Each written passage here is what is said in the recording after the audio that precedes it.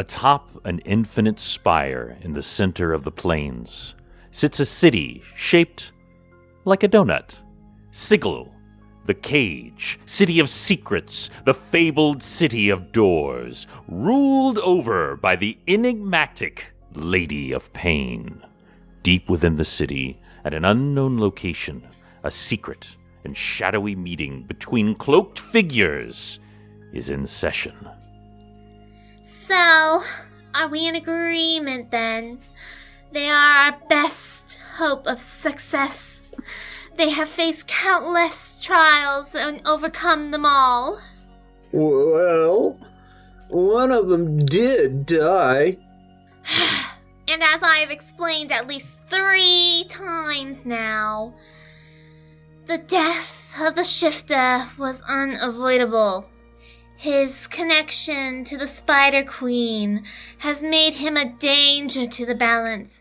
It had to be corrected.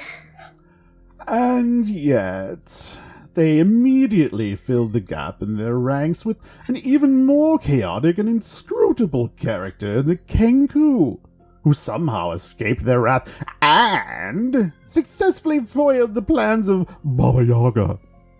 The Cancer Crone have crafted genius-level plans to exploit this group, and every time they have sidestepped those plans with ease. Loth had an iron grip on the shifter's soul, and yet we have witnessed him wriggle free of an ironclad contract thanks to the Raven Queen. Your point is... My point, my scaly friend, is that this group is not to be underestimated, and the idea that they can be controlled is laughable at best. Their inability to be controlled is the whole point. Have I been talking to myself this whole time? What? Oh, I'm sorry, I wasn't listening.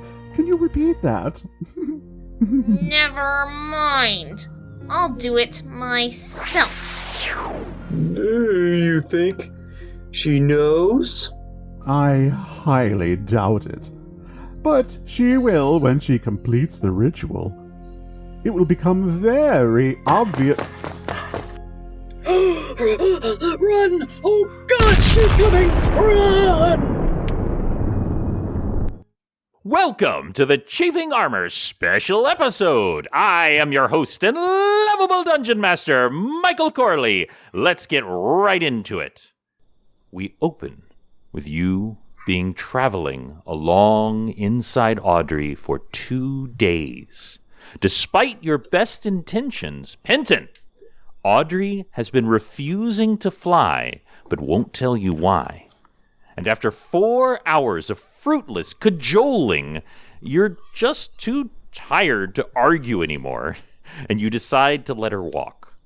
The rest of the party is doing various things. Very quickly, Tix, what would be something Tix would be doing during a very long journey? Tix would be polishing Destiny Seeker and his Shield of Faith and praying to Garl Glittergold and making sure that his armor is neat and tidy, and then cooking dinner for everybody. And definitely y'all can smell the smell from within the... We've established there is a fireplace inside of Audrey. And Athora, what would you be doing during a very long journey? Cleaning my weapons after all the fights. I'm sure they're not in the best condition. They are not, but you find that your new blade... your soul blade is in perfect condition, despite the many blood that you have drawn with it. But you find yourself drawn to it more and more. And Penton, we already mentioned that you've been working very closely with Audrey. But Marezi, what would you be doing to alleviate boredom during this long trip? Trying to see what foods Aki will and will not eat. Every day I learn a little more about her. You absolutely do. You never tire of like, oh, I didn't think she'd eat that. I hope that's okay. It seems to be. She never seems to get sick, and she never seems to tire of trying new things. And also, distant bells. In this long journey where you're spending more and more time inside this magic hut, what would you be up to?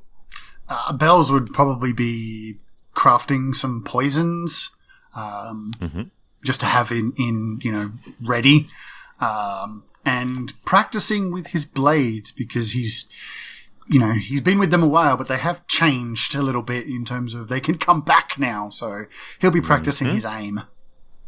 You've probably got something set up on the wall where you and then it comes back and it comes back. Very thick because Penton was very upset when I did it without one. Yeah, Audrey was not happy. Audrey was really unhappy when you did that, and you did 1d4 damage to Audrey. And that time you almost hit Greg. Oh, that was terrible. Oh, man, poor Greg. Man, we miss him. Anyway, suddenly, the world seems to slow for all of you, and you are taken with an incredible desire for sleep. Even those of you who have very little need for sleep, like you, Penton, you cannot help but feel your lids grow heavy, and soon slumber will take you. I need everyone to roll a dexterity. No, I'm just kidding. Just kidding. Really? For once, Really? a willpower saving throw. There we I go. want to know what your rolls are. Let's start with definitely the worst one, Tix. Hicks rolled a 16, so that is a 26 total. 26. And Athora. 21. 21. Very good. And Penton? That was a natural 17, so 23. 23. Dang, you guys have got some willpower. Merezi? 19. 19. And Distant Bells? Also 23. Also 23. Twinsies! Sorry, Oh no, my 22. goodness. 22, my bad. Oh, My 22. math. 22. Terrible. Sorry. So much Yeah, twinsies. terrible. So this is the thing.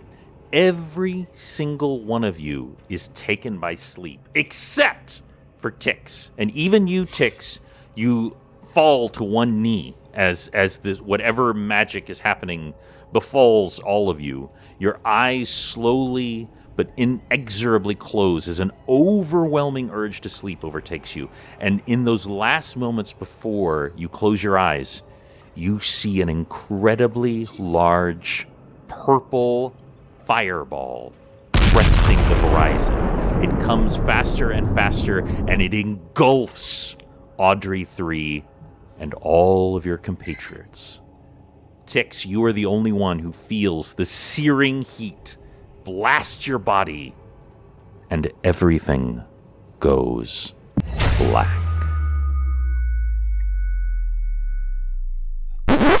Hello and welcome to this special April Fool's Day episode of Chafing Armor. I am your devious Dungeon Master Lee, and with me tonight is Athora. Athora, who are you playing today? Hi, I'm Athora, and I'm playing the human, Riley. Yes. Also with me today is Michael. Who are you playing today? Hello. I think that I will be playing Distant Bells. And James. Who are you playing? I don't know. I'm playing Penton Chalice, a spell scale sorcerer, I think. And also we have Izzy. Who are you today? As far as I'm aware, Merezi Mugra, half-orc barbarian, and also ranger. And finally, Dare. Please tell us who you are playing. I am playing, at this point, Tix Birchmanson, the larger-than-life gnome paladin of Garl Glittergold. Tix Birchmanson. Indeed. And, yeah. Hello, everybody, and welcome to... This is my podcast now. Hot damn. Sorry, somebody How am I possessed me. surprised? Yeah. So, you all wake to find yourselves inside a lavish and large circular room. A lounge room, in fact. Colourful yet unfamiliar tapestries hang from the walls. Regal and lush furniture in dark maroon and gold adorn the room, and a table piled high with extravagant foodstuffs. Torches burn strange violet flames on the walls, and a chandelier high above radiates a similarly coloured glow. Please, everybody, roll me a spot check, and please let me know if anyone gets a 1. I don't suppose my bird is with me. You will find out. Well, because it affects 15. my roll, is what I'm asking. Then no, she's not. Okay, then I might as well not even roll. Let's see. Michael got a 17. 17? Tix got a 9. 9? 13 Athora? for Penton. Sorry. 13 for Penton. And Athora? 18. Ooh, 18. Ooh, nice. la-dee-da. Alrighty. So, Athora, your face itches and you aren't quite sure, but something definitely feels off, as if something heavy is sitting on your chest. You notice Penton staring at you in bewilderment. Bells, your mind expands with seemingly hidden knowledge of everything, but as you try to grasp it, it evades you as if some force is keeping you in the dark. You also seem to only know 2 words to describe yourself. Morezi, you feel strange, and as you wake, you feel both incredibly powerful yet oddly weak. Sitting up, directly across from you, you notice that Tix is very quiet with a look of confusion on his face. Penton, you awaken with a start and feel burdened in so many ways. A dark force you've never felt before lurks within you, and you feel a gnawing self-doubt you've never experienced, clawing to get in. Worse, you cannot feel Bahamut anymore. Oh, Tix, you feel lighter, but nothing else really seems to stand out. There's a definite feeling that something isn't quite right. Your jaw hurts, and you feel a distinct pressure on your top lip that doesn't feel right. You also don't feel the warm comfort of Garl Glittergold anymore. It slowly dawns on all of you that by some means or sorcery, your bodies and minds have switched. This is why we asked for your sheets. Please get your sheets out and give them to the following people. Michael, you already have bells. Dare, you are now in the body of Morezi. Morezi, please do your best to share your sheet with Dare. James, you are now Athora. Athora, please swap your sheet with James. If you have to take a photo, that's fine. Okay. Riley, you are now Tix. Tix, you guys can swap sheets, I'm sure.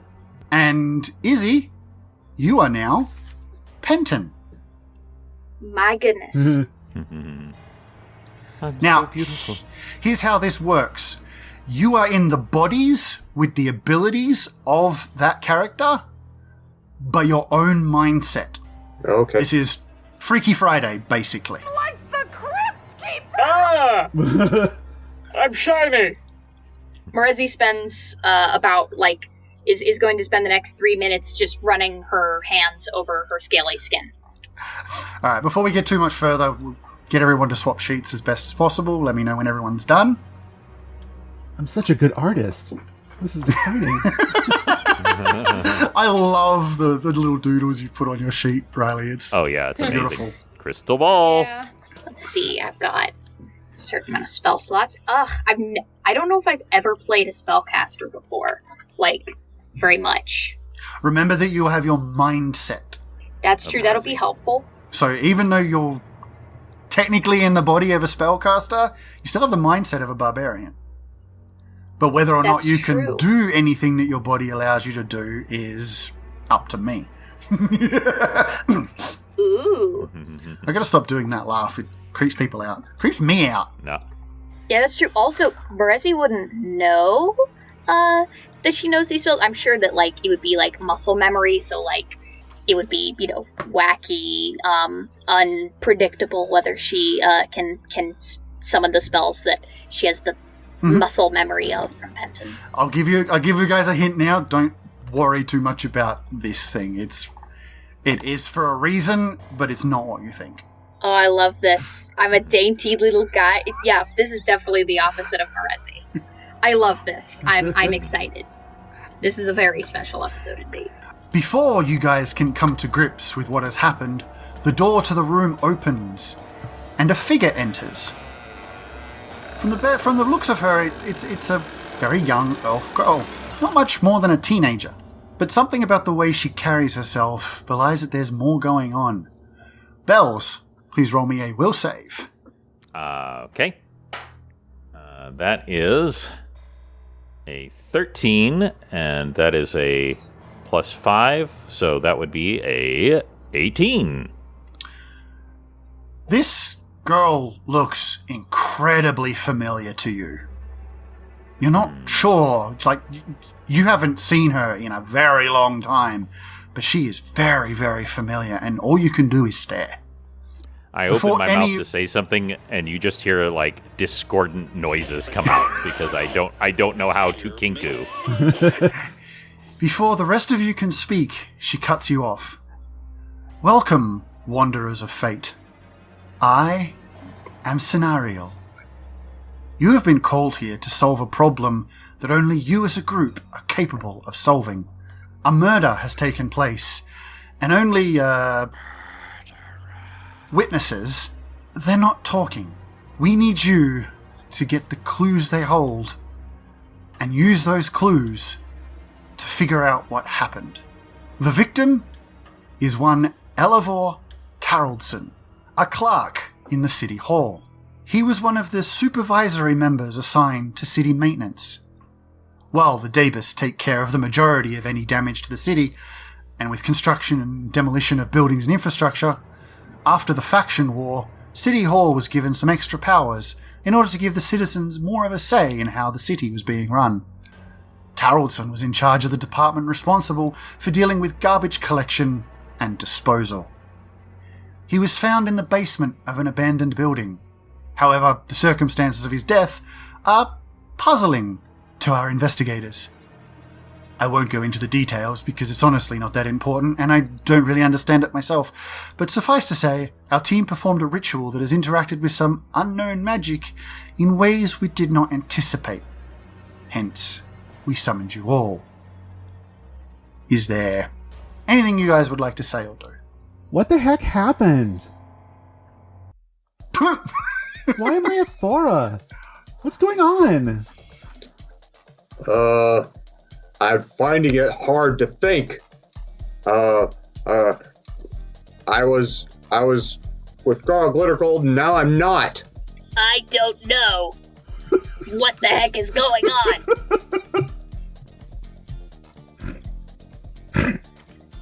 Why is my voice this? Who? Wait. Okay. Wait. Okay, guys. Berezi kind of gets them close here. Now that I'm the pretty guy, I'll do the talking. Why do I sound I've got like the an old pretty guy's Jewish face, and I've man? got his voice too. That's what Penton sounds like. I'm trying to. That's what Penton sounds I'm like to trying to- Morezi anyway. I'm trying to picture what Morezi's intonation sounds like with Penton's sort of like the physical part of his voice. It's good. I like it. It's very good. Okay, tell us about the faction war. Do you think someone mad about that? You asking this to Scenario? Yes, to the group? Yes, sorry. To the scenario. Okay. Scenario just kind of blinks impassively and says, "It does not appear so. Taraldson does not have any connection to anybody in the faction war that we can ascertain." You hear like more discordant noises, and then Distant Bell says something. It sounds almost like a out of tune stereo. Like, which city is this again? Okay, so Izzy, Yes. please roll an arcane check for me, please. Ooh. And Riley, Let's see. please roll me a knowledge religion. Okay. Obviously using your Non-natural sheets. 20. Okay. Dirty 20. 6? Okay. Well, Tix doesn't know anything. quote-unquote Penton, however, Izzy, you're not entirely sure, but something in this body of yours is like it's whispering. Like there's an itching in your brain that keeps coming up with the word sigil. Hey, guys! Oh, wait, no, that's not what Penton sounds like. Hey, guys! I think this place is called Cycle.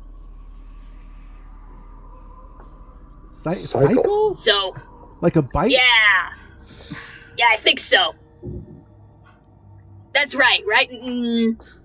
No, Sigil. Is anyone else freaked Sigil? out right now? Anyone? Is that like a street sign? I perfectly imitate the voice coming from the body of Penton. Sickle! Sickle!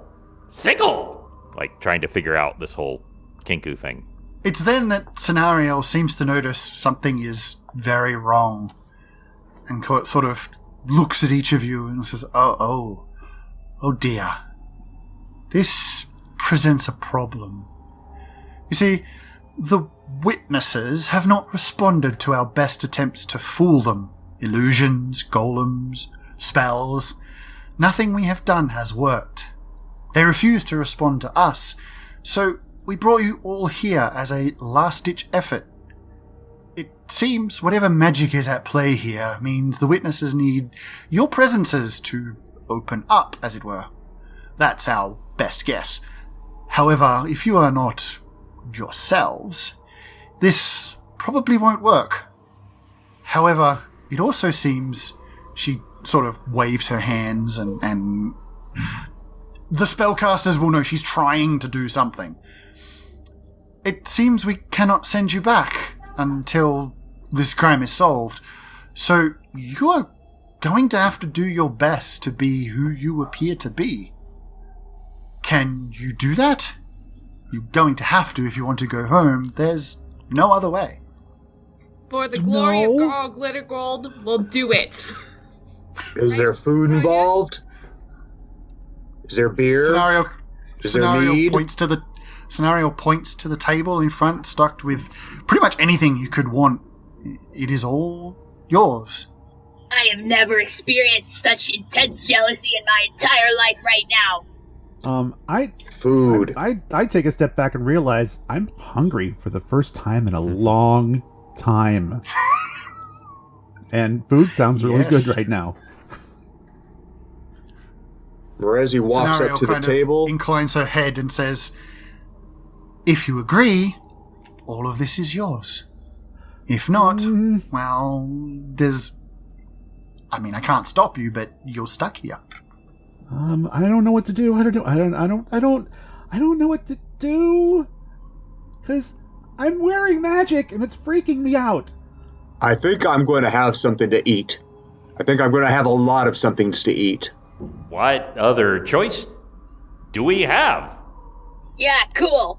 I'd like to have my body again at some point. Oh, me too, so, me too. Wait, who's in there? I point to myself. Who's in there? You are allowed to identify yourselves as the owner of the brain that is inside the body. Well, If you wish to, obviously. I walk up and I pick puny little Penton up by the scruff of his robe and lift him into the air and say, "Who are you?" Because I can. oh wait, you pick me up? Yes, Penton. Oh, sorry. Hi. Who's in there? I thought I was Marezi. Oh God. Oh God. Okay. Don't. And he points. She points her finger directly in Penton's face. Don't touch anything magical, at all. Okay? Oh. That I don't even know what is it. Is it magical? Well, I'll tell you. Right now you have nothing magical on you, so keep it that way. Just don't touch anything. That's all I ask. Got it. I continue to rub my hands over the scaly, cool skin. I know it is nice, isn't it? I'm beautiful. Yes. Yes, you are. Scenario, so is everybody ready? I stand up and then immediately fall over because I have a different center of balance now. And then I just sort of, like reassert myself and realize I'm far more dexterous than I ever have been in my entire life. But at the same time, I'm also a bird. So With just no wings. with no wings, kind of flap a few times, like, oh. So crap. Morezi walks over to Tix with a turkey drumstick in both hands and a flagon of beer, and stands as tall as possible, looking down at himself, and sways a little bit with noticing the difference in height. Can I get you to roll me a quick fortitude save for me, please? Tix. Roll. Okay. Are you telling me to roll or for? Okay, yeah. When I refer to names, I'm referring to the brain, not the body. Okay. That is fortitude. 18 plus 11, so that's a 29. All right. You stagger a bit. This beer tastes weak to you, because Morezi's body is used to much stronger stuff. So it kind of tastes like water with a weird hoppy aftertaste to you. Elf But beer. yeah, otherwise you just kind of the higher center of gravity your brain is not quite used to, but you gather yourself and seem to be taking an almost perverse pleasure in being nearly twice your usual height. I walk over to Tix in my body and kind of look down at the body of Tix, and I look at my body and say, "Do you understand it now? Why it just do you feel it? Do you feel the urge to just kind of squish this thing?" And I gesture down at Tix's body. No, Just but want to kind of drop kick it. I'm kind of hungry. I'm not hungry. It's much easier to get around in the small body. Everything fits better. I'm practicing sneaking around the table. Now, There's do.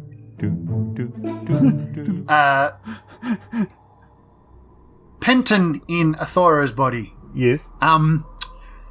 Your brain is still under the vow of poverty. What would you like to do?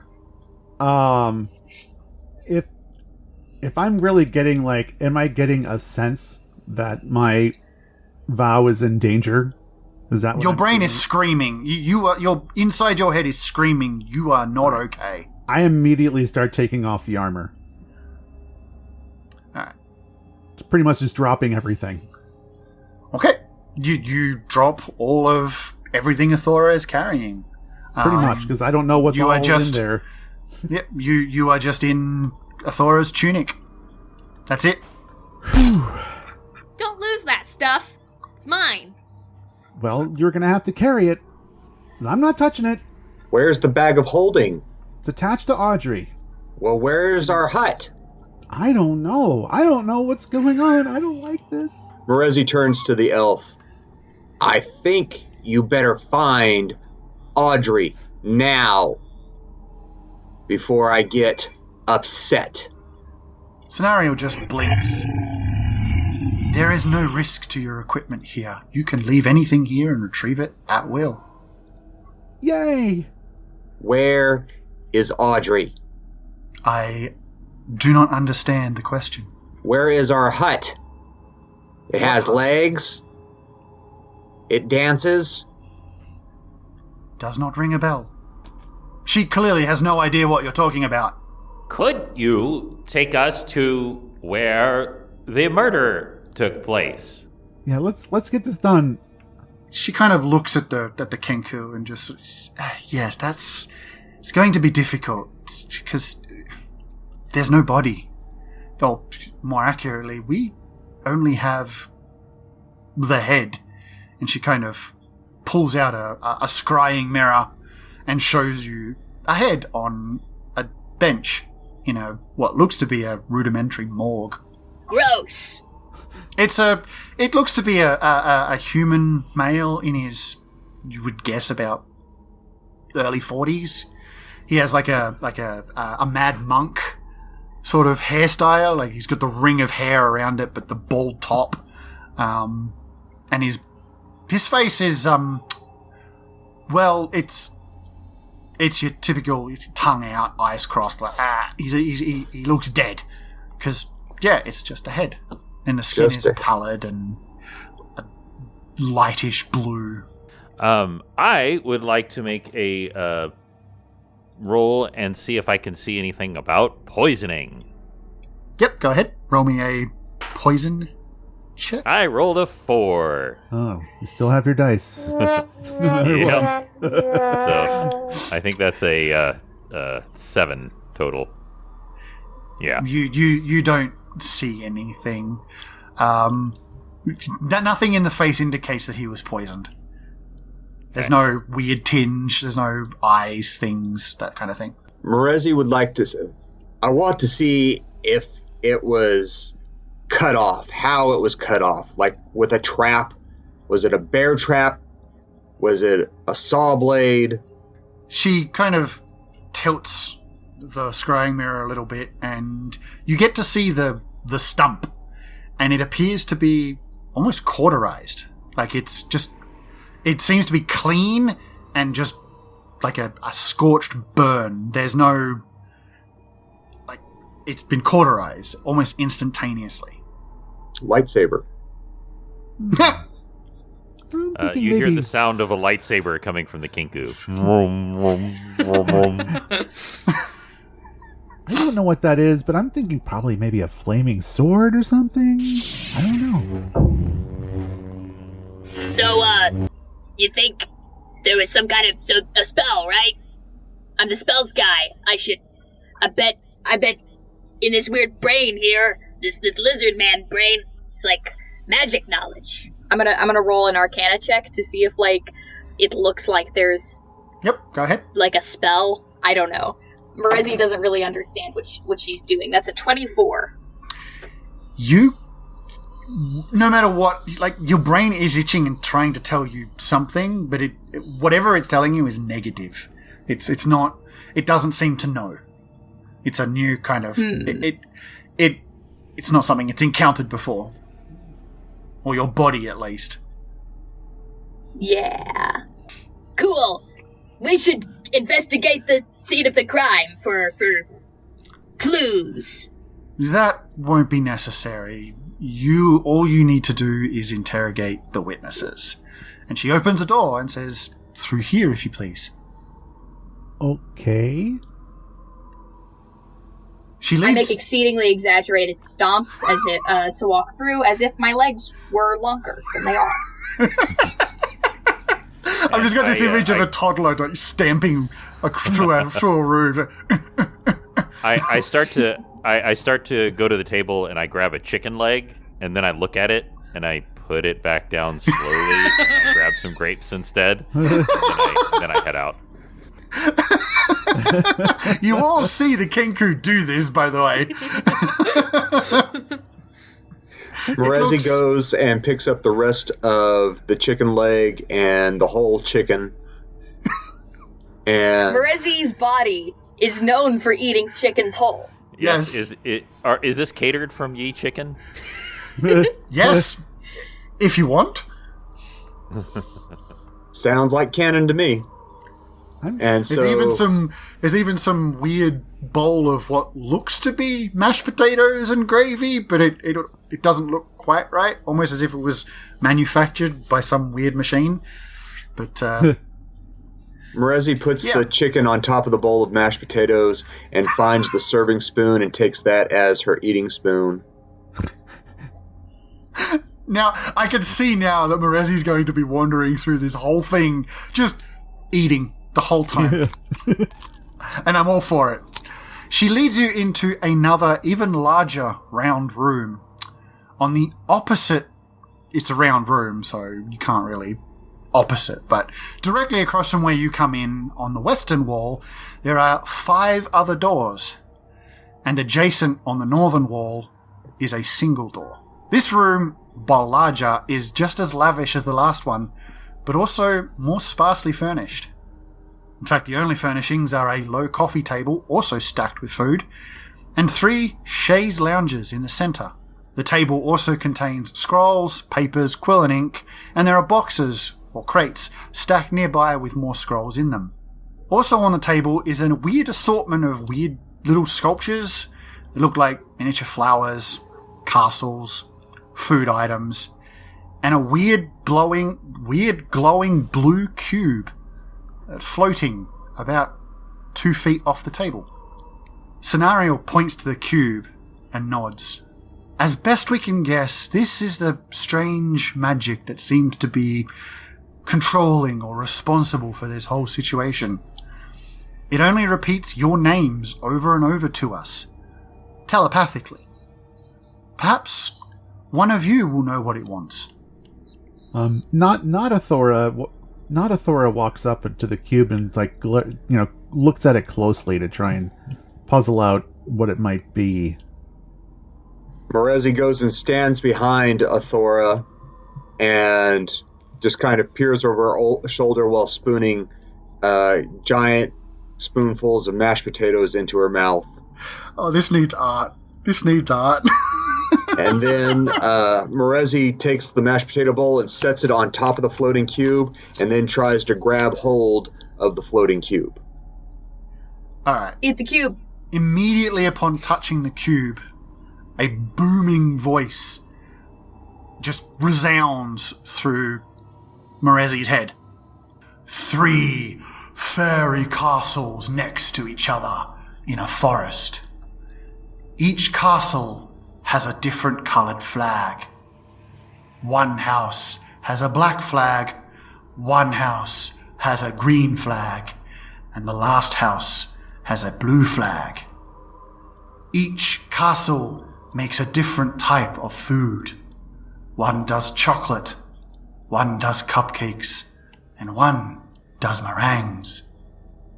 Each castle dwells inside a different type of flower.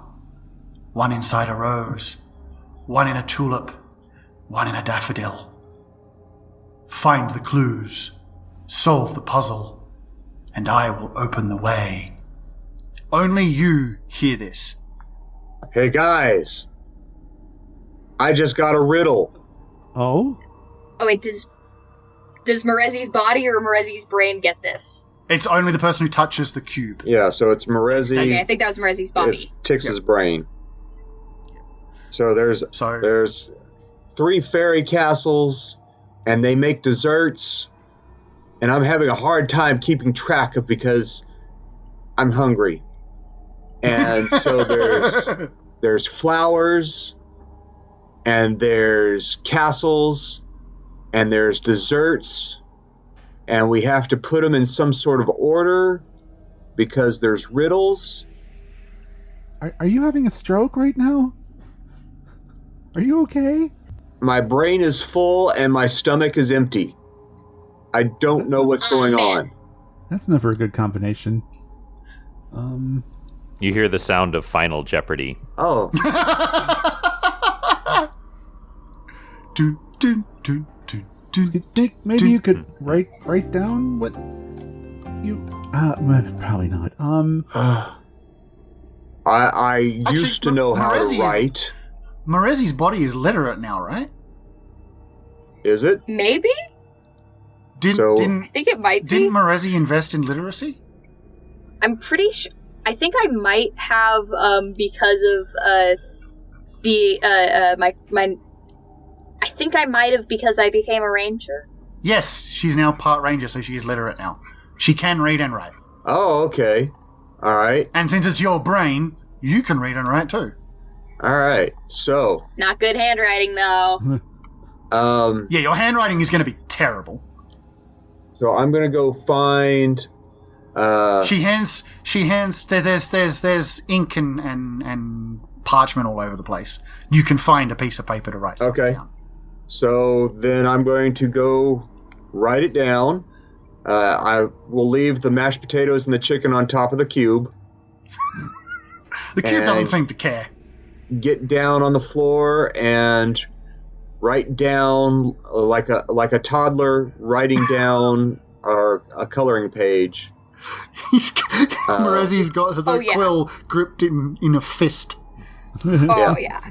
So the 3 fairy castles next to each other in a forest. Each castle has a different colored flag. One house has a black flag, one has a green flag, and the last has a blue flag. Each fey castle specializes in a type of food. One does chocolate, one does cupcakes, and one does meringues. Each castle is with a type of flower. One is a rose, one is a tulip, and one is a daffodil. Find the clues, solve the puzzle, and I will open the way. Scenario sort of peeking over your shoulder with a quizzical look on her face, suddenly nods and hands each of you a sheaf of paper or parchments and a quill and ink. On each sheaf is a number from 1 to 5. Athora, or the body of Athora, your number is 1. I'm 1. Penton, your number is 2. Tix, your number is 3. Morezi, your number is 4. And Bells, your number is 5. And looking around, you notice that each door has a corresponding number. And Scenario is looking at you with a blank expression as if to say, if I have to explain how this works, you truly are beyond help. I am just going to shift my pack a little bit and straighten my robe, and I'm going to walk to the door number 5 because. What number was Morezi again? 4. I'm waddling over to 2. Okay. Doing my little stompies. Athora And runs to door 1. I'm going to pull out my sickle, and I'm going to open the door very quickly and peek inside, being ready to jump back. All right. So, you open the doorbells, and inside is what looks to be a familiar sight. It's a wizard's tower. In fact, it's where you grew up. And inside is Zerul Blackblood. He ignores you completely and is just scribbling in his spellbook, occasionally checking scrolls and muttering under his breath about useless, ungrateful servants. Every so often he stops and taps a sheet of parchment before continuing on. What would you like to do? Well, I kind of want to kill him, but I think that I probably need to find some clues, so I probably shouldn't. So I'm going to try to sneak up and look over his shoulder and see what he's drawing or writing. Okay, give me a quick move silently check, please. Ooh, I rolled an 18, so 1,006,000. Yeah, Move silently. yeah. You move quickly and silently and very easily. He's just writing spells down, like he's just transcribing spells. But the parchment nearby that he keeps tapping has a weird riddle on it. There are 2 sisters. One gives birth to the other, and she, in turn, gives birth to the first. Who are the 2 sisters? He seems to be struggling with this. Well, there's a reason that your dungeon master doesn't give y'all many riddles, because he sucks at them. It should be noted that Scenario before you walked in said you are allowed to leave at any time to confer with your mates, your friends, in order to solve... there is a big clue to solve, but also if you need help with any of the things that you have in there, you can come out and ask. Okay. I'm going to leave... I kind of... I'm Distant Bells, but I'm also not Distant Bells, but my sickle, I kind of tremble it in my hand, ooh, I'd like to slit that throat, but no, I'm not going to. And I make my way back out, and I repeat in very broken sounds, because it's weird words, that there's a riddle, and could you say it one more time so that I don't say it, mess it up? There are 2 sisters. One gives birth to the other, and she, in turn, gives birth to the first. Who are the 2 sisters? I'm assuming it's not literal sisters, is what No, Distant Bell said. no, that would be weird. Physically so impossible. there is also that. Unfortunately, I have a very literal mind, so that's one of the reasons I struggle with riddles. Mm-hmm. But things that give birth to one another, things that metaphorically or otherwise give birth to one another.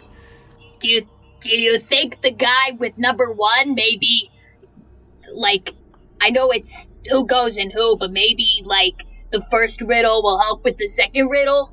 I'm all for that. Well, not a bad think idea. about this one. If you need some time to think, Putting we them can in move on. Okay, so, Athora, Yes.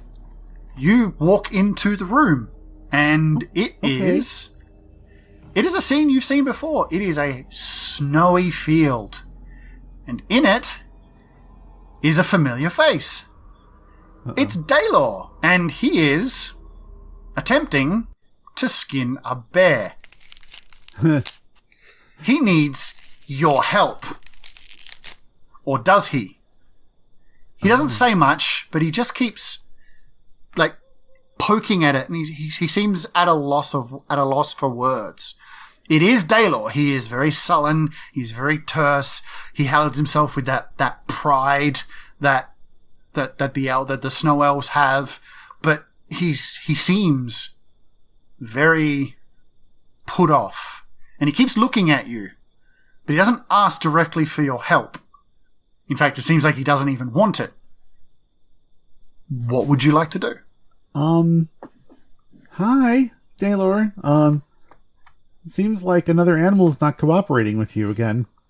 I mean, I think where it's giving you trouble is right over there, where it's kind of like stuck, and kind of like point toward like an area where it's like not quite cut right, so like separate the skin from everything else. He kind of gives you a side eye and continues like poking at the place where he is, and then sort of almost as if he's pretending it's his idea. He kind of moves up to the area where you were pointing at and sort of gives it a poke and then goes, and nods and sort of makes his cut there and skins it cleanly. And he sort of turns to you and there's a change. The air, like, it's been windy and snowing and the snow's been going sideways, but everything stops, like freezes. And Daylor turns to you and says, "The castle making meringues lives to the left of the castle with the green flag." Am I gonna have to write things down? I'll give you the clue in the chat, but Okay. essentially your character is writing this down. He also gives you a torn page of a spell book. Oh. What And then spell the is whole it? scene is gone, and all that's left is a room. Oh, geez. Well, that was interesting. Okay. Thor will walk out of the room. Hey, guys, I got a clue, I think. Can we actually correct that proffer spelling out- here? Proffer out the page with the clue on it. Okay. Okay. Door number 2. That is... Yeah! Morezi. Hiya, no. bud. Door number 2. Hold on. Yeah, it's me. I wrote it down. I think. Yeah. Penton, sorry, yeah.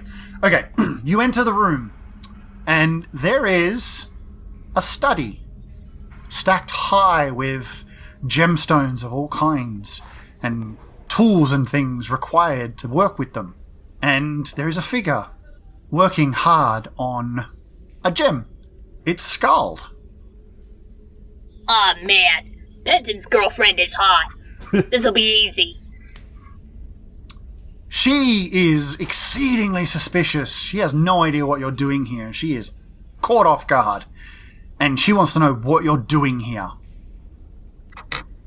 Hi, gorgeous.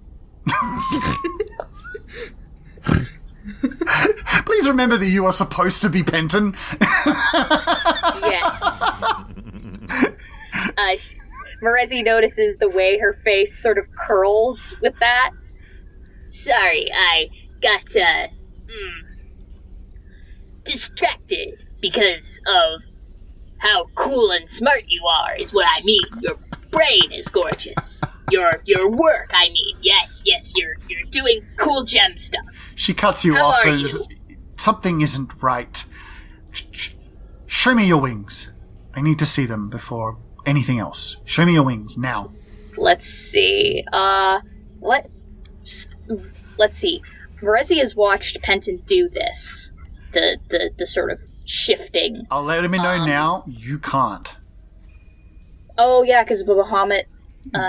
There is no connection to Bahamut here.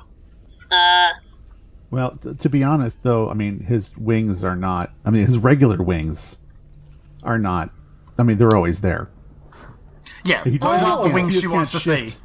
Well, she didn't say Yeah. that. You mean these wings? And I, unfurl my regular wings. She kind of shakes her head. Roll me a quick charisma check, please. Aw, yes. Yeah. 16. All right. She kind of inclines her head and says, "Okay, one last time. I will speak, but you must show me the means by which we are connected. Let's see. Remember, you can leave to confer with anybody outside." It's not That written is down true. on my character sheet. It's not. No. Ugh. But Did you you know write what? down But your you know what it equipment? is. You've seen him use it. Did you write down your equipment in your Discord? 'Cause I know it's like some kind of medallion or something. Think back to when Marezi... You are allowed to tell her if you want to. Oh, it's my eyeball. It's my eyeball. Right. The doll eye. The doll's eyes. Yes, okay. That's what it is. I pull out the doll's eye. Marezi is not used to seeing like creepy dolls, so the doll's eye sticks out kind of in her memory. She would know. Yeah. And you have all Penton's equipment anyway. What he is allowed to have on him anyway. Indeed. The scene pauses completely. Like the light, the candle lantern light was flickering, the shadows, everything pauses completely. And Skull turns to you and says, "The Daffodil Castle is next to the castle with the blue flag." Cool, thanks, babe. I And then leave. The scene vanishes, and you are left with a room. She left behind when the scene vanishes is a fragment of purple cloth, blood-stained and velvet. Oh. Room 3. Tix. You walk in and find yourself in what looks to be the captain's quarters of a ship. And you see Duncan. She is writing feverishly on a parchment. And she looks at you and she seems upset. What would you like to do? This is Tix's body, not Tix's mind. What's wrong? What's wrong?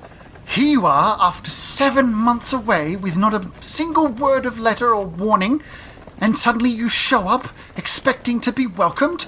Oh, I tell you what, I am on the edge of finding someone else to sail my ship, and you had better talk fast, if you are not left here when I leave. I'm sorry.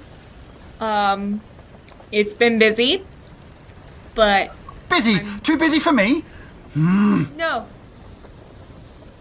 All I've wanted to do is come back here. Every night I've thought of you, and I've searched for a way, and after everything, I'm here. What do you need me to do to be here for you?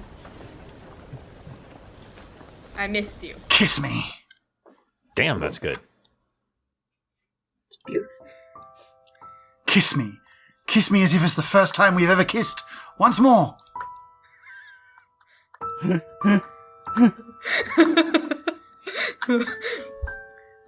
She's crawling on the desk now. She's like up on top of the desk that she was on, like on all fours, her head leaning out over the top, her lips pursed. She wants that kiss and she wants it now. I kiss her. Woohoo. The room freezes. the rocking of the boat that you could feel stops. It's kind of canted a little bit, so you kind of have one leg sort of up, half sea legs. And she and her eyes snap open, and she says, "The first castle makes chocolate." And then the scene vanishes, and all that is left is what looks to be the snapped blade of a dagger. Cool. Pick it up, and I leave. Where the room Alright. Changed. Yep. The room disappears. It's just an empty room. Room 4. Morezi. You enter to find what looks to be a cave of some sort. It's huge. And there's a massive bed, like you would assume this is a giant's bed. And in the middle is Denwolf. He appears to be nursing a broken pelvis. Don't ask. Before you can even say anything, there is a huge cry of "Get him!" and in come 5 bandits. Roll for initiative, please. That is... let's see. That is a modified 20. All right. They do not roll very well, so... Yeah, Denwolf is kind of like, please, just get rid of them as quickly as you can. Please, just... I can't defend myself. And it is your turn. There are 5 bandits in front of you. Okay, so... Bearing in mind you are in Morezi's body. And with all Morezi's equipment, so... are they immediately in front of me? Within Yes. striking distance? You are Okay. standing between them and Denwolf. Okay, so, as the free action, I throw the mashed potatoes up in the air towards them as I reach back and get the halberd out of my holder. And I am going to rage. As soon as you start raging, the scene freezes completely. And Denwolf turns to you. Your rage subsides almost immediately. Like, you've never felt this before, and I'm fairly sure Morezi would wonder what the heck's going on. But the moment you rage, your rage subsides and the scene freezes. And Denwolf turns to you and says, "The second castle has a black flag." And then the whole scene disappears completely, and all that's left is what appears to be like a gorget, a neck, like an ornate brass necklace kind of thing. It is covered in dried blood and marked with the seal of City Hall.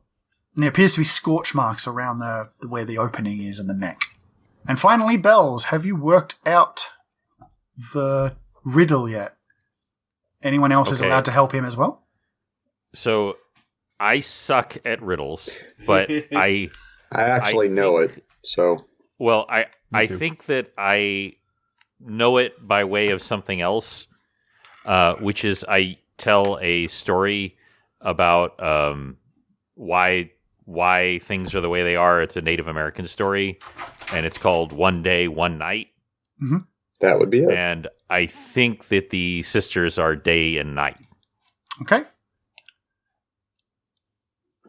I think. Okay. So that is correct, but there's something else you still need to do back in the Okay. room. All right. I will go back into the room, Mhm. and I will sneak up behind the wizard, and I will put my scythe up to his neck, and I will whisper into his ear, "One day, one night. The sisters are one day and one night." He stops completely, like scribbling, tapping, grunting, annoyed noises, just stops totally. The whole scene, and he just kind of turns to you and he says, "The Daffodil Castle is to the right of the Tulip Castle." And then the scene disappears, and all that is left behind is a weird leather disc, and on it is what seemed to be branded a hand holding an eyeball. I will take it. All right. You have all of the clues. Mr. Policeman, you had all the clues. Wow. Okay. So we just need to figure out which is which. I'm so bad at these kind of puzzles. I literally, my brain just does not do them. What I will do is, knowing that I am terrible at these, didn't you say that there's food on the table? There is lots of food on the table of any kind that you could want. I'm going to go and start taking different bits of food that are like roughly in the colors, you know. So they'll be like a green jelly mold, you know, and I'll be like, "This is the green flag." And remember too that on the table there are little statuettes that seem to correspond exactly with what the clues are. I'll be like halfway into that and then realize this little statuettes are there, and then just like slowly put them back and like eat some of the jelly. On the table are these little like clay or porcelain statuettes, and there are 3 flowers, there are 3 castles with flags, and there are 3 food items. Okay, so the castles and the flowers and the food items. Okay, so the chocolate should go on the first table to the left. The black flag should go in the middle. You're clearly way ahead of me already. Castle making the meringues lives to the left. The castle of the green flag. Daffodil Castle is to the right. Next to the castle with the blue flag 1. First castle makes chocolate. Second castle has a daffodil black flag. Yes. The Daffodil Castle is to the right. The Tulip Castle is right next to the castle with the blue flag. He is smart. The listeners are just screaming at us right now. Oh, I know. Oh my gosh. I know. Okay, so the Daffodil Castle is the third castle. All right, hold on. And the first castle has the rose. Yeah, first castle has the rose. Second castle has the tulip. Third castle has the daffodil. First castle has the chocolate. Second castle has the meringue. Third castle has the cupcakes. First castle has the green flag. Second castle has the black flag. Third castle has the blue flag. Okay, so are we putting all those on the tables? Yeah. Anybody disagree with that? No, because I can't. Also, Do you need him to confirm it, or do you want to go with that? Okay, so Castle 1, flag, flower, foodstuff. Chocolate, or a flag, green flag, rose, chocolate. Second castle. Would be black flag, tulip, meringue. And third castle. Blue flag, daffodils, cupcake. Are you 100% sure about that? No. Because nothing happens when you put them in that order. Okay. I'll say now, it's close, but there's a couple of things wrong. Isn't that cute? But it's wrong! All right. So you definitely, the first castle definitely makes chocolate. Right, and the second castle definitely makes black flag. Okay. And so... Oh, wait. It says the castle making the meringue lives to the left of the castle with the green flag. Right. And right now, the castle making the meringue is right of the green flag. So either the meringue or the flag is wrong. Let's check the other flag here. Daffodil is to the right. Is right next to the castle with the blue flag. I probably shouldn't have put right next to, is not next to the right. So is directly next to is the correct one, yeah. That's my bad. Okay, first castle with chocolates. Second castle has a black flag. Oh, so the daffodils can't be the blue flag. Okay. Let's switch the green and blue flags. No, because then the daffodils are going to have to switch. Because the daffodil is next to the one with the blue flag, so the daffodil can't be on the... Okay, so we need to switch the tulips and the daffodils. All right, so The daffodils are now on the middle. Okay, so the daffodils Yeah, next because to the blue daffodil can't be. Tulip. Well, it's to the right, so it can't be the first one. All right, so we switched the tulips and the daffodils, so it's green flag, rose, chocolate, black flag, daffodils, meringue, blue flag, tulip, cupcakes. Castle number 2, when you place castle number 2, it glows. Castle number 1 and 3 do nothing. Okay, so you said daffodil, black flag, meringue for Yes. yeah. Castle 2 is black, daffodil, meringue. Oh, wait. The daffodil is to the right of the tulip castle. So we have to And the switch the castle rose making- and the tulips. Okay, all right. Switch the rose and the tulip. Okay, Now the so tulip it's is green first. flag, tulip, chocolate, black flag, daffodils, meringues, blue flag, rose, cupcakes. Still not correct. Hate these type of things. All I right. know the flowers have to be right at this point. The flowers are Because- correct. The food You is know the- correct. I'm going to say that. Okay, so we switched the green flag and the blue flag. No, we can't switch. All three castles Yeah. light up. That's the only choice left. Aha! The cube We did it easily. glows, and the whole room is bathed in a weird teal light, and you suddenly find yourselves in a massive open cavern below the ground. The cavern is dimly lit, but bright enough to see by all characters without the need for a torch. Light comes from a myriad of strange floating jellyfish. I'll get everyone to roll a quick spot check, please. But these jellyfish are very, very different sizes. All sizes, different shapes, but they are pink and orange, and they glow, and there's a lot of them. Is there a sponge holding a net nearby? The Kinku rolled very low, but that's still a 16 total for Spot. 10. Tix's mind rolled a 9.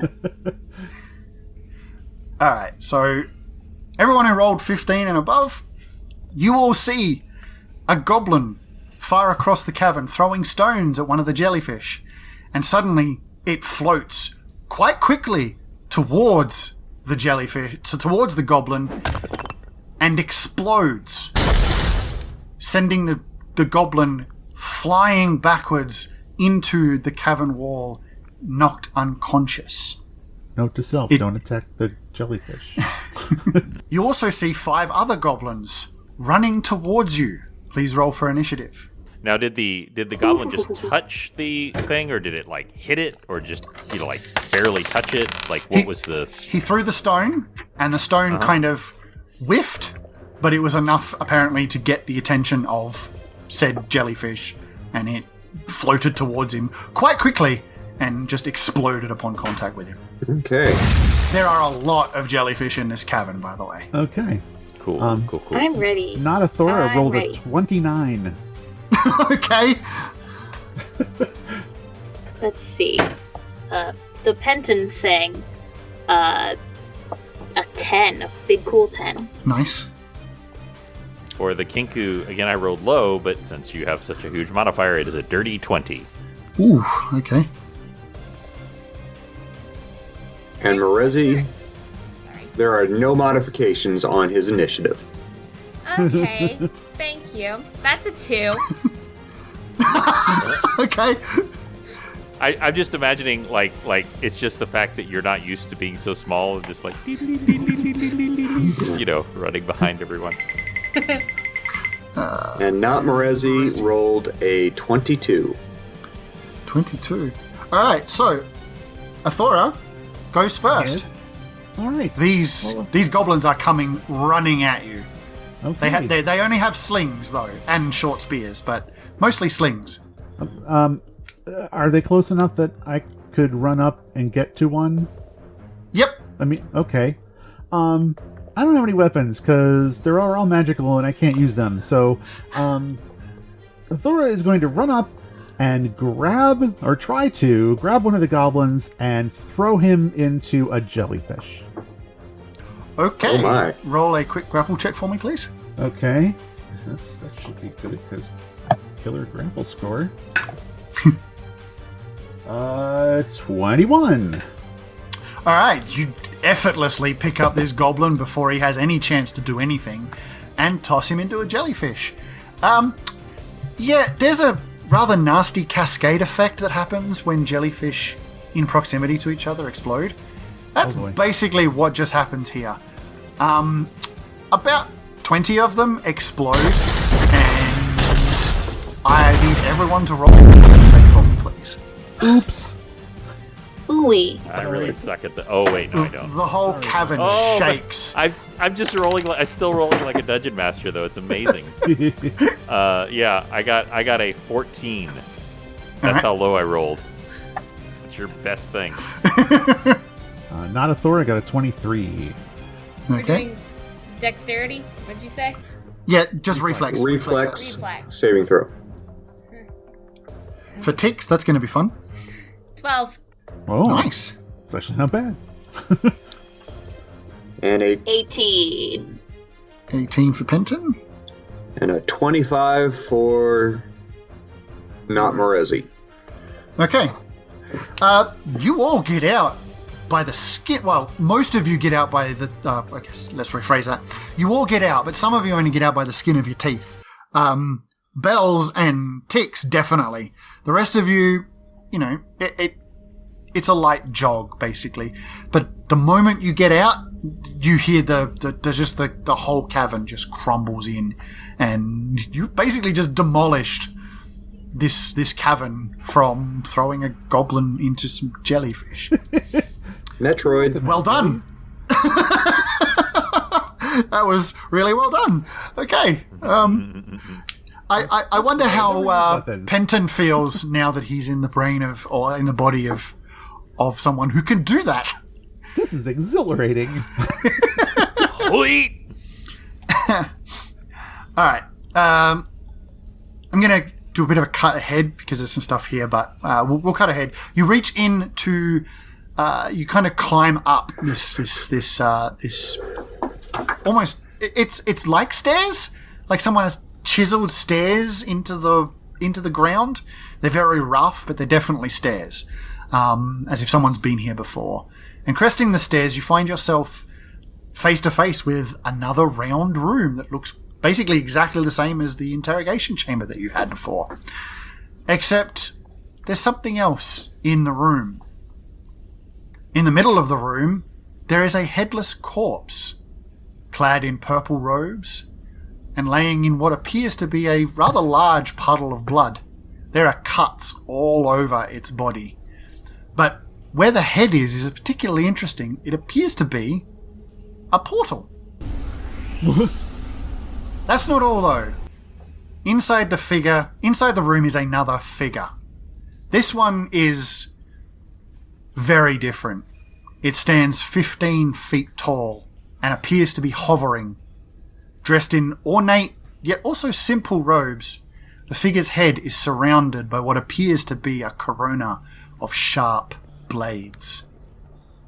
Upon closer inspection, one of the blades appears to be broken off.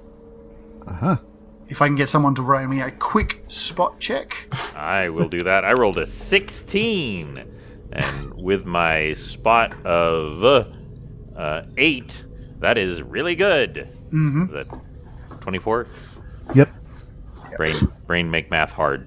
Then, yeah, Bells, you notice that the snapped off bit looks exactly like it would fit the dagger blade that one of the party found. You're a clue! The blades around this figure's face are covered in blood, as is the robe. The figure floats and doesn't seem to acknowledge your presence. The corpse's head is a portal? There appears to be a portal where the corpse's head should be. So, like, it takes the place of a face, or we'll have to, like, jump down his neck? As in, like, the body's lying on the ground, and then where the head would be, where it would join the neck, there is a portal. Just okay, like there. in the floor. Okay. Yeah, this is Sigil after all. I will get the mind of Penton to roll an arcane check, please. Oh, the mind of Penton. That's me. Yes. But I have to use her arcana. Or do I use my own arcana? Which would just be an intelligence check. Okay. Yeah. 8. 8. That's good enough. You know who this is. The floating guy? You have just come face to face with the Lady of Pain, the ruler of Sigil. Oh, hello. She makes no entry. Like, she's impassive. Like, the only reason you know this figure exists in a statue is it's floating. Okay. Hey everybody, that's the Lady of Pain. She runs this place. I assume it's her. Looks an awful lot like her. Can we ask her to let us go? I don't think she's gonna respond. Has anybody else seen anything about this thing? Seems to be a... I'm gonna roll an Arcana check with my Arcana brain. Okay. See if your body does anything. Yeah. 26. Morezi. The body of Morezi. So, Tix's brain. You feel an overwhelming urge. Like, this is not something you want in your face. Your body is crying out for you to attack. Oh. It didn't really get a chance last time, so it's kind of got that adrenaline rush, and Morezi really wants to hit something. Well, Morezi's body does anyway. I turn to not Penton, to not Athora, to Penton's brain, and go, I'm really feeling like I should be bashing something right now. Oh, well... I understand. I wouldn't attack the Lady of Pain necessarily, because, God, whatnot. Probably not a good idea. So maybe we should go through the portal quickly. Before you can move, another figure appears in the room. Just like there's a weird sound of ravens and a whoosh, and then there she is. It's the Raven Queen. She just stands next to the lady and looks at you. It's odd. She just appeared. She is, and she kind of looks at the lady and then looks to you and says, "Hush. There is much you were not told, more that you do not know, and even more that you could not comprehend. However, I will explain as best I can. Many years ago, a vile entity tried to take over Sigil from under the lady. It did not work, and she purged the entity from Sigil and rearranged the planes to ensure that it could not happen again. However, it seems that some were not happy with this outcome and have tried to bring that entity back to Sigil for reasons only known to them." She points to the corpse. The lady, as you can see, does not take kindly to these attempts to undermine her. However, something else is going on that up until now she could not explain, but your appearance has clarified things for her. Please follow us through the portal, if you would be so kind. Before you can say anything, both the Raven Queen and the Lady of Pain turn and step through the portal. The portal was only about 6 feet tall, but the moment the lady approaches, it rises to her full 15 feet, accommodating her easily, and she just hovers on through. Tix's brain follows the Raven Queen very quickly. Not Athora jumps through as well. Okay. Tix hobbles his way through. I just want to get this done. Yeah! So everybody goes through the portal? Yes. Okay. Upon stepping through the portal, you find yourselves back in the original investigation room. But something's wrong. The entire room is now covered in blood, and all around are flayed corpses of the investigation team. Oops. The Raven Queen blinks impassively, while the lady stands next to her as ominous and unblinking as she was before. Her face is, quite literally, a mask. She speaks again. You see, you have been misled, fed lies, made to carry out a ritual unawares that, if completed, could have wrested power of Sigil from the lady and opened every portal in the city and allowed the gods in. The gods have been trying to get in here for eternity and have never succeeded. The gods bring strife, misery, war. Yes, Even yours, Paladin Birchmanson. For everything has balance, and as such, there is always a counter to every god, and thus there is always conflict in defense of that god. Sigil is without gods, because then it is a place truly neutral and welcoming to all. You will note, and she holds up a bunch of scrying mirrors, and in them you see beings of every sort, consorting together. This city is inhabited and visited by beings of every type, from the angelic Asimar, and she points to, and she holds up another scrying mirror that shows a radiant humanoid figure that just glows with an almost blinding light, to the cantankerous pit fiends. And the scene in the mirror shifts, and there's a pit fiend, blazing, sitting in a chair, drinking something, and they will share a table at any inn, and you see them both, the Asimar and the pit fiend, sharing a table. Because the lady demands it, and because fighting for their deity or cause is pointless, as it earns nothing here. The gods will never know of any action that happens by their followers here. No gods, no conflict. This is also why the lady refuses worship and punishes those who even try. But then you arrived, summoned by these fools, and she kind of gestures to the flayed bodies. They got it wrong, didn't they? At this, the lady glides forward and reaches out with long taloned fingers towards Athora's head. She is gentle, and her touch is simultaneously cold, yet also warm. The Raven Queen continued. Something happened during the summoning, and you are not yourselves. And 2 of you are cut off from your benefactors. In fact, this fact hurts most of all for you, does it not, Paladin? Yes, it does. I am out of sorts. As for the one with the blood of dragons, how difficult has it been without the warmth and grace of Bahamut? It's been bad. I feel just, it's nice Naked? having a strong body, but it's just, I don't like it. No offense, Athora. None taken. I miss my height.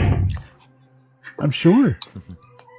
You see, normally the lady and thus Sigil doesn't ordinarily stop anyone from receiving the grace of their gods and benefactors. However, since you are not exactly yourselves at the moment, the magic of Sigil does not recognize you, and you are thus stripped of your connections. You will notice the Lady of Pain floating between each of you and resting her hand very gently on your head. It's disconcerting, but you find yourselves unable to move while she does so. And there are ripples of pain sent throughout your bodies, and you all pass out. For just a moment, but you waken, still not in the right bodies. The Queen continues, relax. All will become clear soon. You are needed, though, for one final task. There's an imperceptible movement from the Lady of Pain, and a second portal appears. Step through and finish this. You will not return here upon completion of this task, and instead will be returned to your own plane. We thank you for saving Sigil, and rest assured your assistance in this task will be rewarded. And with that, both the lady and the Raven Queen vanish. All that is there is a sparkling bluish-green portal. Not Morezi immediately walks through the portal. Okay? Is this the place where we left our stuff? Yes, it is there. Okay. You can pick it all up or have somebody pick it up. Nothing has happened, no changes. Morezi's brain also walks through immediately through the portal. And leaves the body behind. Okay. I'm gonna take the I can't even touch the cloak. Does somebody have something they can put all this in so that we don't lose any of it? Because I really feel bad losing any of the Thor I raised stuff. my hand. And I unstrap my back, and immediately my backpack begins to bite me because I've forgotten to pet it. And I go, then I very quickly am petting it very rapidly on the head to get it to calm down. And then I can't actually put all of her stuff, but I can put the smaller stuff in there and then sort of scoop up the rest to carry. And Bells does have a plethora of pouches and a sack, I believe, so... But, like, the chest plate and stuff. Yeah, he can't really do much with that. But, like, the smaller stuff, he can put it in the various places. Yeah. I'll carry the crossbow. I don't think that's magical. There you go. All right. The sword is very magical. Yeah. You all step through the portal, and you find yourselves on what appears to be a giant square platform high above the ground. The last member of the party steps through, and the portal vanishes behind them. In the middle of the platform, a single figure stands. Just taller than Morezi and covered in hair, it raises a hand and beckons to you with one finger. It's nearly impossible, you are all sure of this, but you know who this is. It's Osokai. Wow. His booming voice shouts, "Welcome! You finally come! Shall we dance? Roll for initiative, everybody!" That's damn! 19. Natural 20. Penton Morezi is deeply shaken. So- Thora gets a 22. 22, not Penton. Sorry, not Penton. Oh, 19. 19. Not Bells, 25. of course. Not Tix. Natural 20. Nice. And not Morezi. A 10. 10. It's like you're rolling for your old self. Apparently. All right. The figure Osokai steps forward. However, it is Belle's turn. What would you like to do? So tell me the landscape real quick that we're in. It is just a flat platform. There is nothing here. It's just a flat stone platform that, by your estimation, is hovering thousands of feet above the earth. Gotcha. So I don't, I'm not good at any of this, but the one thing that I know is that the sneaky boy should not be going toe-to-toe with the literal bear. So I'm going to start running to the side, and as I do, I'm going to unsling my short bow and fire. Okay. And I'm going to keep firing, and I'm going to try to work my way behind him as quickly as I can. I don't know, but whatever keeps me in the farthest parabola from him without being like right on the edge. Yep. No, that's fine. By your estimation, this platform is about 400 feet square. It's huge. Unless you really try, you're not falling off the edge. All right, so I went ahead and rolled both my attacks. The first one was much better because the first one is a 25, and the second one is a 15. Okay, the first attack hits. All right. Roll your damage. That is... and is there any... I can't remember. Is there any addition damage for dexterity with your short bow? No, he doesn't. He doesn't have a compound anything. So yeah. That's right. So it's 3 points of damage as he strafes to the side, bing, all right, and fires off his bow. That will bring it to not Athora. All right. Nanathora only has a crossbow, which I think is only going to just annoy Osokai more than anything. So she's going to go bare hands again and run up and try to grapple him and hold him down. All right. Roll your grapple. Bearing in mind who you're up against. Oh, yes. Oh, I know. It's probably futile, but you never know. You'll be fine. Don't worry about it. You managed to get him in a grapple. I don't think you could fail this. 25. Yeah, you don't. You don't. You grab him. He's not used to this. He's definitely not used to this. But yeah, you managed to get him in a grapple. And that will bring it to not Athora. Wait, that was me. Oh, right. Sorry. Not Tix. My bad. Alright. Let's see. Let's go hit him. I know how to hit things. Anyway. Ooh, Destiny Seeker will enjoy that. Alright. Oh, you have no idea. So would this be an advantage, or do you just Osakai? Yes, this will be an attack with advantage because he cannot defend himself.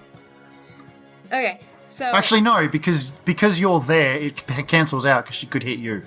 So, it's just a straight attack. Like, he loses dex bonus if he has any, or anything like that. Oh, yeah, he does. He's flat-footed, but yeah, there's no, like, you don't roll 2 for advantage, but yeah. Okay. So that is a 17 to hit with the axe. That will hit. Okay, 1d8. Don't use this one. That's exciting.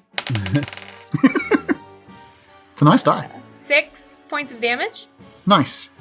Alright, does Tix have another attack? It doesn't Yeah. say so here. He does? Yes, Tix has 2 attacks, and a third Do if I have any he bonuses reaches. to that hit? He should have a total of +5. Damage? Or Yeah. to hit? To hit, it's a 4. Yep. And a +5 to damage, so Yeah. Yep. That's all done. Okay, so that's a 17 to hit again. That will also hit. And you said +5 to damage? Uh-huh. Yeah. Yep. Okay. So that's 11 points of damage. Okay. Okay. And there's no third attack? Alrighty, and that You can use Axe Frenzy, but then your armor class will go down by 4 next round. Oh. I'm good. I'll wait till my turn. Next. Okay, that brings it to Osakai's turn. Except, not Morezi. It's not Osakai anymore. What? You are now grappling Petniak, the small elfin child, Zental Keep. And she is crying. And I need everybody to roll a will save for me, please. Oh, no. This is a sonic attack. 22. Okay. 19. 16 for distant bells. Okay. Not Morezi gets a 9. 9. Not Authority gets a 6. Yeah. And sorry, not Penton and not Tix. Not Tix has a 19. Okay. And not Penton. Sorry. Is he? Is he? Oh, sorry, 19. It's 20. 22. 22. Okay. It's confusing, I know. Okay, so, not Athora and not Morezi. You both take 10 sonic damage. Oh. You are now deaf. What? For 1 round. Thanks, D6. Yep. Alright. That will bring it to... That was her turn. She can't get out of the grapple because she's a 6-year-old child. So yeah, that brings us to... Not Penton. Is he?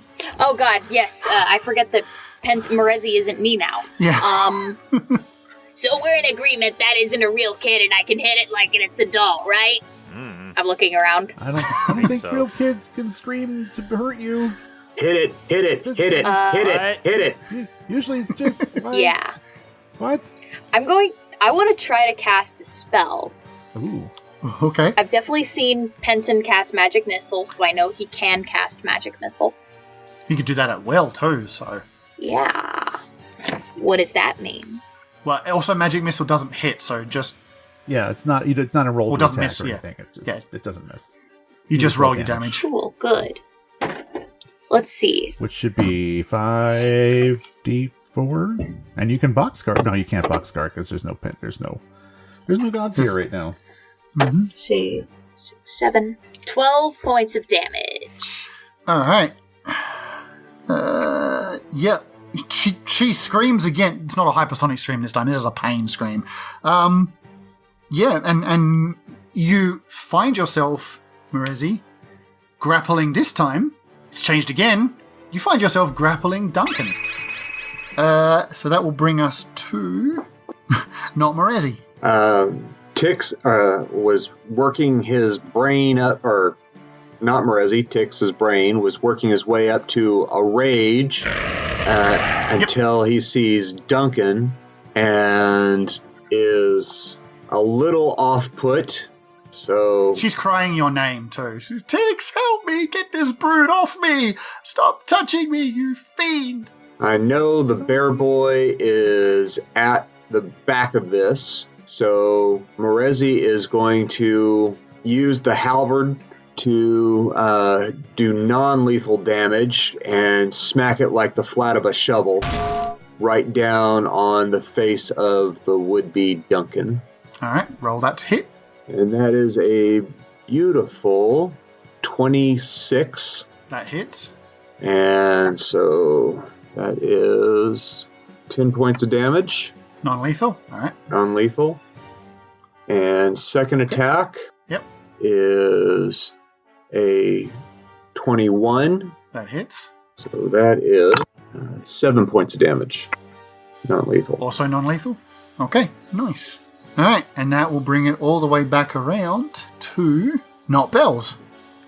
So I would like to, the other purpose in me running around to the side is I would like to attempt a sneak attack. Okay. Especially with all of the other players engaging them. I don't know if you need me to roll to move silently or what you would like me to do to attempt this sneaky attack. Well, given that you would have to move your full round speed to get close, since you tried to keep your distance within short bow range, which I think is 60 feet. So yeah, you'd need to either run to double your move speed to get there, or you'd take 2 rounds to get there at your normal speed. Okay, so if I run, then that will be my whole turn, right? Yes. Yeah, I will. Yeah, I will go ahead and do that because the amount of damage that I'm putting out with the bow is minimal. Yep. So I will close in behind. And up close and personal is his specialty. Yes, indeed. If he's allowed to, anyway. Alright, so that will bring it to not Athora. Okay, well, I'm holding now a dwarf. This is getting awkward. But I'm just going to continue to hold them in place and give everybody else an advantage on the attacks. Alright, get you to roll another quick grapple check. Sure. Don't worry about it. He rolled a 1, so unless you also rolled a 1... 28, so not a 1. That wins. Yeah, you maintain your grip. Even with this rapidly changing thing, it's you manage to hold on. Morezi's got skills. So does Athora. Athora does too. Yeah. Even I am getting confused. Yeah. Okay, and that will bring it to not Tix. We needed name tags. Yeah. Hello, my name is. So not Tix. Riley. Oh, yeah. Just completely forgot I'm Tix. And seems to be a theme. Okay. Mm-hmm. I have no clue what to do. My mind has blanked. One moment. Well, since you don't have any access to the prayers of Garl Glittergold, you can swing away with Destiny Seeker. We'll do that then. Okay. Alright. Alright. That is a 19 to hit. That's a That critical. is- It's a crit. Okay, that's yeah. a critical. Yep. And that does, for this one, Triple damage with the battle axe. 15 points It's of damage. 1d8 plus 8, or tripled. Yeah. Okay, so it was a 5, Yeah, and so whatever tripling you- that would make it a 15. Well, Well, it's you 5 plus 8. And then 5 5 plus plus 8 8. tripled. Okay.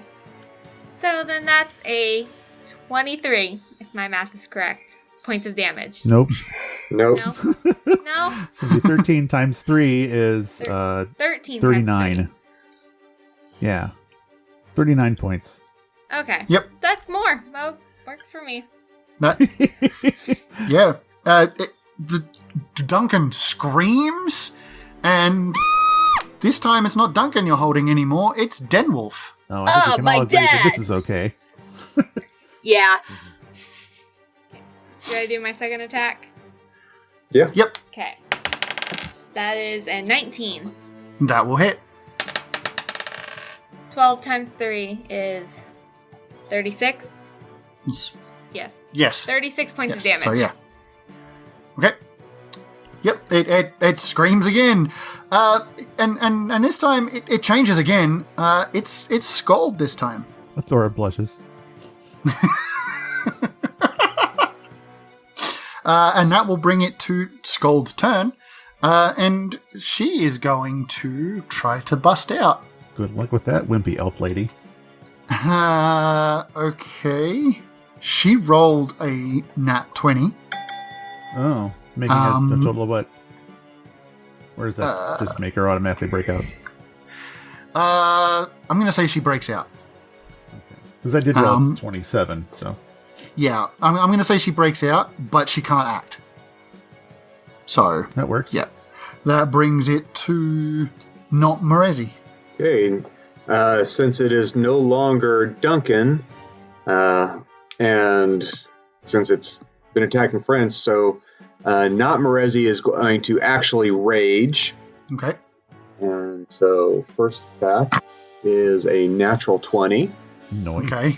Critical. And so that is 18 points of damage. Okay. Nice. Oh wait.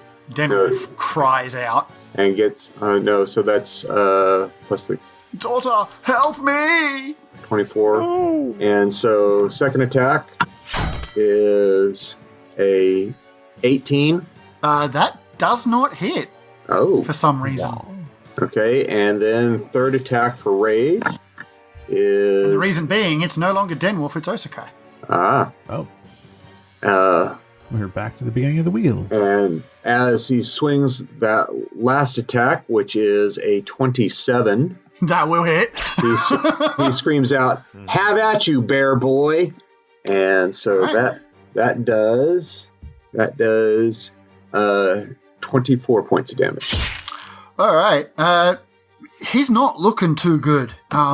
There's patches of fur taken out. He's bleeding. The thing is, the patches of fur taken out, you don't see skin underneath or even blood or organs. What you see is what appears to be the astral plane. And he's not bleeding blood, he's bleeding the astral plane. At least that's what it looks like to all of you, having been there before.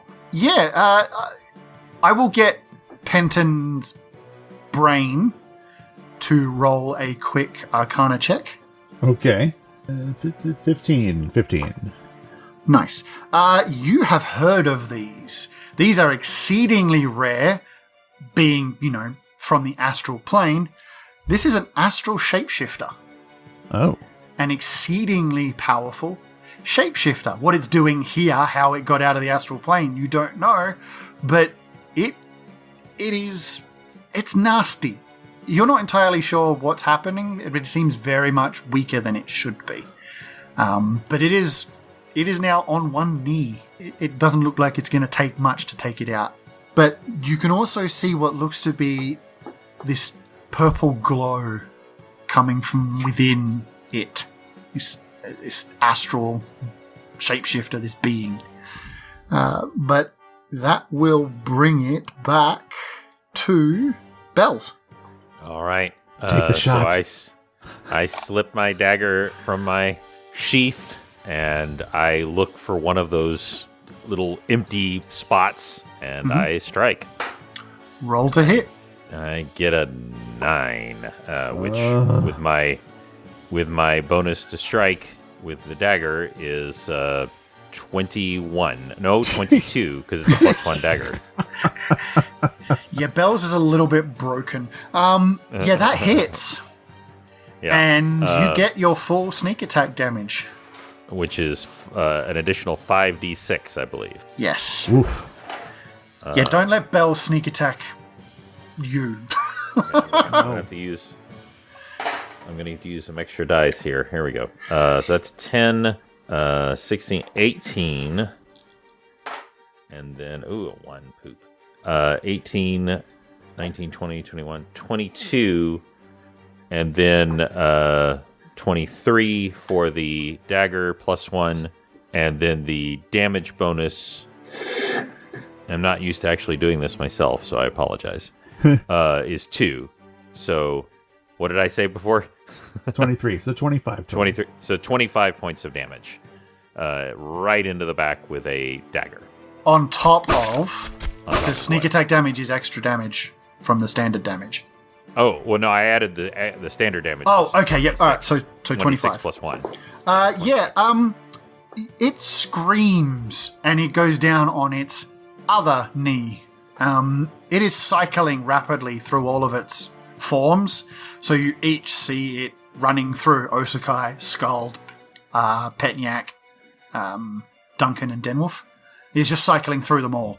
But it can't act. It appears to be dying. It's not dead, but it's dying.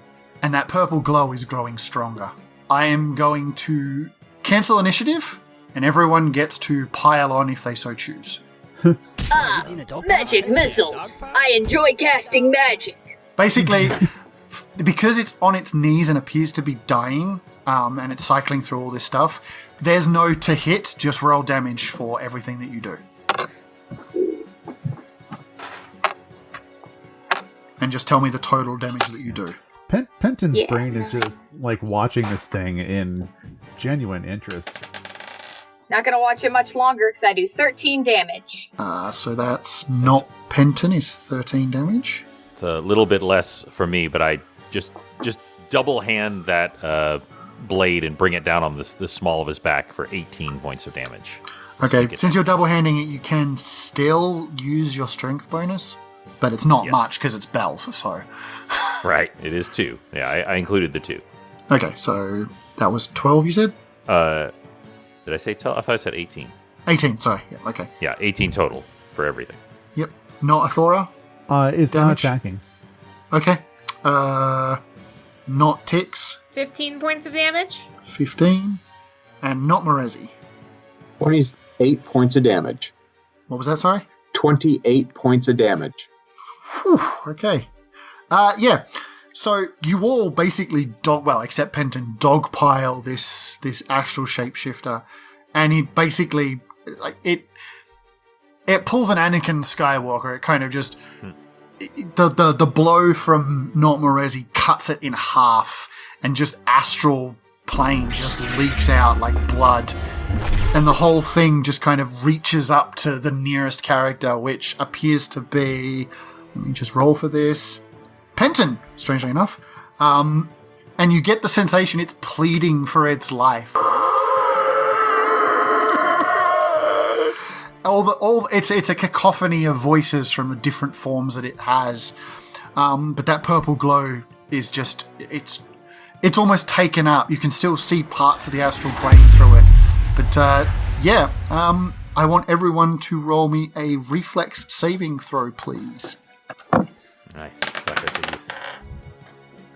Oh, that's a natural 20 for a 29.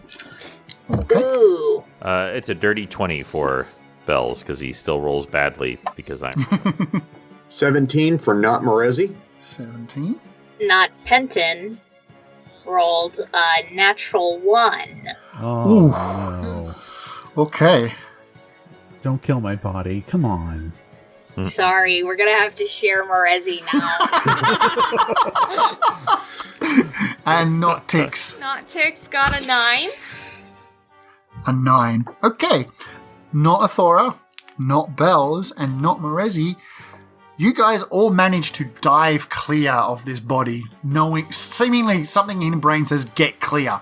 Not Penton and not Tix. This just catches you off guard. The astral shapeshifter explodes. Massive purple fireball. And you're all dead. Well, that's annoying. No. Uh-oh. Man, you let a guest DM take the wheel for one session and TP. This is what happens. Okay. Wait, so There's everybody's dead or just the two of us? Everybody is dead. Okay. You wake inside Audrey 3. You all blink. Nothing seems to have changed. The food is still cooking. It's almost like you just kind of passed out for a little bit. But, Penton, something is different for you. Inside your head, this is real Penton. Penton is back in his own body. Everybody is back in their own bodies. Thank you for clarifying. Everything is as it should be. But Penton, Audrey is speaking to you in a clear voice you can understand. There is no ambiguity anymore. It would appear, after this experience, your connection with Audrey is now perfect. She is essentially an extension of you. Everybody else, Nothing. you were all weirdly dressed the way you were before, so Athora doesn't have her armor on. But that's about it, because nobody else did anything else that I can see. But everything is where, the armor is next to Athora. Nothing is missing. But all of you, your packs, except Bells, notice that your packs are heavier. What would you like to do? Tix immediately checks on Felsic to make sure he's fine. okay, Yep. and checks to see what's in the pack with him. What is Tix's favorite color? Tix very much likes reds and purples. Okay. Inside Tix's pack is a flawless ruby. About the size of his fist. That would mean... Okay, so Athora. Proper Athora. What is Athora's favorite color? Deep blue. Okay. You open your pack and you find a similar sized gem. This one is a sapphire. Marezi? Definitely green. Clear. It's clear. It's an emerald. And that's it. Penton gets nothing because he doesn't want it. And Bells, there's something in your pack too, but whether or not you choose to disclose it is up to you. No. Okay. I'm telling you what. Cool. Bells wouldn't. No, he really wouldn't. And that means I now return you to your regular host. April Fools. And that's where we'll end Chafing Armor special April Fool's episode. But before I say thank you all for playing, I want to say thank you, Lee, for being the Dungeon Master. I'm sure everybody wants to say thank you. Thank you, Lee. That was a lot of fun. Yeah. I'm glad. I very was unusual. worried for a bit because that logic puzzle was the easiest one I could create that wasn't like a gimme. But I didn't take into account that, much like myself, you all hate logic puzzles. So I literally can't move variables around in my head. You can't do this to me. I can't either. I cannot either. And thank goodness for Dare for moving things, at least getting it started to get us going, or we would have just been sitting there going, "Dar." I would rather you ask my D&D character to do calculus. That's true. Yeah, but that you would- would be able to do that. that would require me knowing calculus. Yeah. So, myself and Michael have been planning this for about 2 weeks, would you say? Yes. Yeah. He didn't know And- the depths of it, but, certain stuff was given to him because it had to be. But we figured this would be fun, and this will go out on April Fool. So, Yep. as a special. Fantastic. It is both out of canon in that it is out of canon, and it is absolutely in canon in that your characters do have the rewards, and that connection has been forged with you, Penton. After everything you've been through, Michael and I decided that it would be a bit unfair to not have you have some kind of reward. I mean, I wouldn't complain, but I'll take it. Yep. But thank you guys for putting up with my shenanigans. That was I fun. hope you It guys was fun. actually did enjoy it. Yeah, absolutely. And we hope the y'all listeners enjoyed this special April Fool's episode, which was so appropriate to do a wacky brain switch episode. And we hope you had a lot of fun, and keep listening to Chafing Armor for the ongoing story. And thank you, sir, thank you, me, for killing you guys twice. That's right. That's right. As you always say, Derek, Thank you for not killing us twice. twice. Yes. But you, everybody, have a good evening. To you as well. and happy April Fools to everyone. And until you hear us next time, we will roll with you soon.